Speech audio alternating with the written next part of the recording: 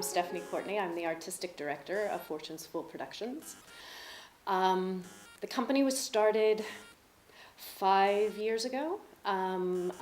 We actually started as Cracked Light Productions with a production of Romeo and Juliet that we did at the Ranelagh Gardens and the Ivy Gardens. Since then, we have done The Tempest, Much Ado About Nothing, and Taming of the Shrew. They do Shakespeare in a way that I connect with very strongly. Shakespeare was written to be performed outside, to be performed to an audience you can see. You don't have a light in your eye, blinding you. You can see your audience and talk to your audience and engage. Sort of happy carnival type atmosphere, and it was fun, and doing the play was fun. Performing outdoors was great fun. Performing with no stage, with no lighting per se. I got my start with Shakespeare through LA Shakespeare Company, an assistant director, and I worked on their production of Much Ado About Nothing. And I learned the dropping in process from Lisa Volpe.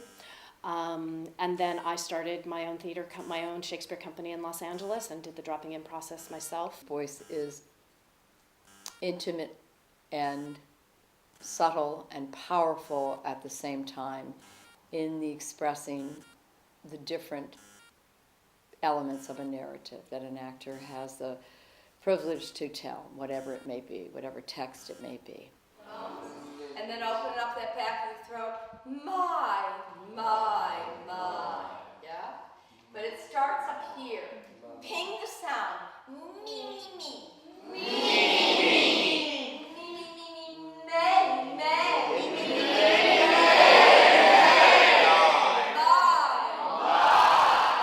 There's much more of a extension of the thought into the text, into the words, and you have to be able to have the support of your breath and your voice to tell the narrative.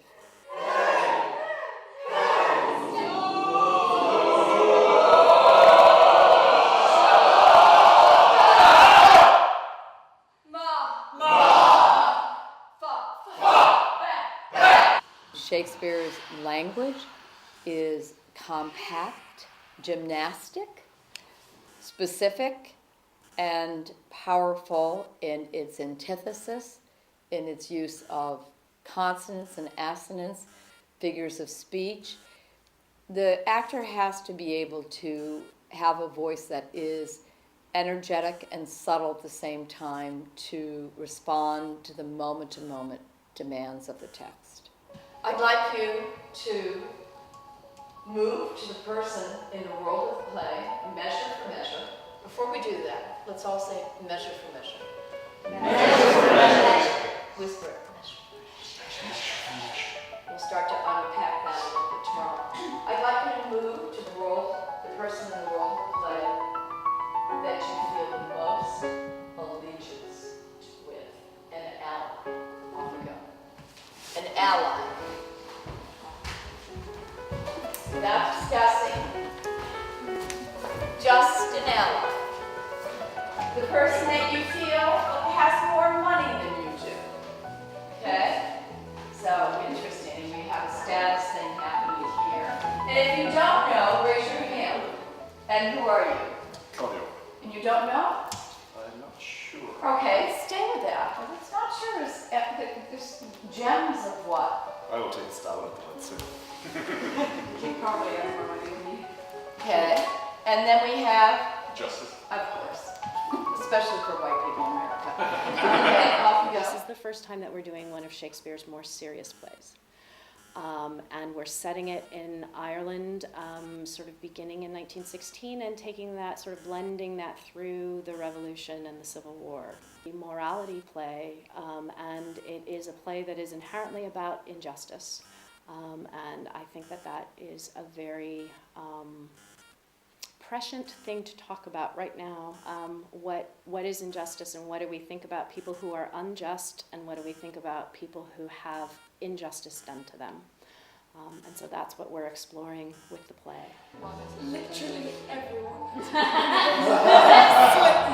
Okay. Right. So, I just don't know what to start. We Which is why everyone in the world of this play is so upset about the fact that you're the one who he's chosen to take this law out on. The person in the play you were most afraid of. Feel and see. And maybe you're not. Maybe you're not. It doesn't have to be a bad thing. A lot of what this work does is it brings you to the circumstances, not your idea of the character, but your actual experience of the circumstances. And the world of the play that you're in matters. I mean, there are times when we're in the Mallow district, and to be a soldier in the Mallow district is not the safest thing in the world. I suppose that the difficult part of understanding Shakespeare is for the actor to understand it, because once the actor understands it and the actor says it with an understanding of what they're saying, it makes sense to an audience. It reads to them. Do you have a majestic something? Majestic. Are you majestic in this play in any moment? Majestic. Majestic. And now with your eyes open and moving, move your whole body in what you think majestic is. Majestic. Majestic.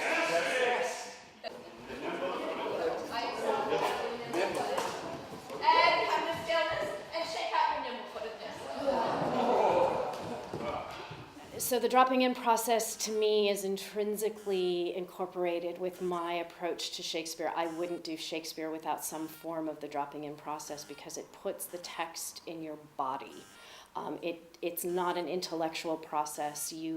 And that's really important to me because you can get really stuck in your head about Shakespeare, and Shakespeare is not meant to be in your head. It's meant to be in your body. It's meant to be an experience, not an intellectual debate or argument. It's a breaking down of the language. It, like, even having said that Shakespeare is not difficult to understand, it is daunting when you're, looking at a piece of text and you're kind of going, what exactly does hail mean? Kindly. When was the last time you were kindly? Kindly? Kindly. Is that a word negotiating with? Kindly. Kindly. Woe me for what? Enjoy those W's. Woe me for what? Woe me for what? Is that a nursery rhyme? Woe me for what? Woe me for what?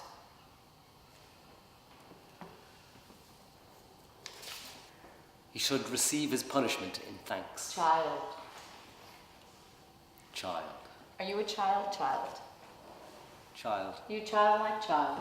Child. Is that a telegram, like a little thing you deliver with roses? He's got his friend with child.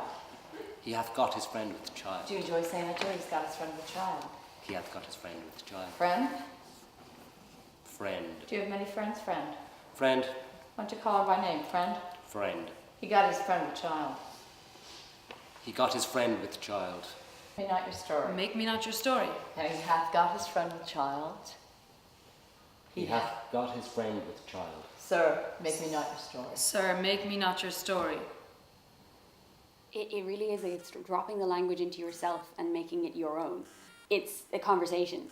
The language is dropped into your body. It's yours. You don't need to worry about it. I need to worry about what you're saying to me and how do I respond to that. And He's in prison. Woe me for what? For that which, if myself might be his judge, he should receive his punishment in thanks. He hath got his friend with child. Sir, make me not your story. The rehearsal process takes longer. It's a 7-week rehearsal process rather than a 4 or 5-week rehearsal process. But the actor has to have ownership of the language and the ownership of what they're talking about and what that experience is for them. Before it's a lot of work, but what you get out of it in the long run is just gold. It's just gold. It really is. What do you think? For you, both of you, what was it? What Is it to open up the possibility of meaning? In using the words, it kind of knocks whatever preconceived notion or relationship I had conceived between Isabella and Lucio. So it was interesting to see him in that light because I had not in my head pinned him as a vulnerable. It was on the receiving end of the word why. Yeah. Why. I felt like a slap. Yes. It was quite shocking. I kind of snapped out of where it was. A lot more choices there Possibly. than I had conceived, and it will open me up to choices that I'm not aware of. And that puts the experience in your body so that when you speak the lines, you're actually recalling language that has a gestation from this seminal point to, in the same way that you do in your everyday life. If I were to ask you about that 5-year-old experience, just with all of the animation that you just had, you'd recall the words and the experience and the semination of it. This is what happens when you're on stage. And so the scenes can change wildly, and I'll tell you this, we don't really block the scenes. We set up what the events are and what the action is, and the events of the play have to happen. The events have to happen. You have to threaten her, that is an event. Okay? How you threaten her, how that happens is entirely up to you, and it can change every single night. There's a freedom, but if you're afraid of losing a line, you can't play the freedom. So we play the freedom. We're able to play the freedom because we do this work. I think the Irish actors are a blessed, brilliant group of artists. I think that they are connected to, they're connected to the experience of a narrative in a way from their own history, their joy of telling stories, and also the Irish language, the Irish sound.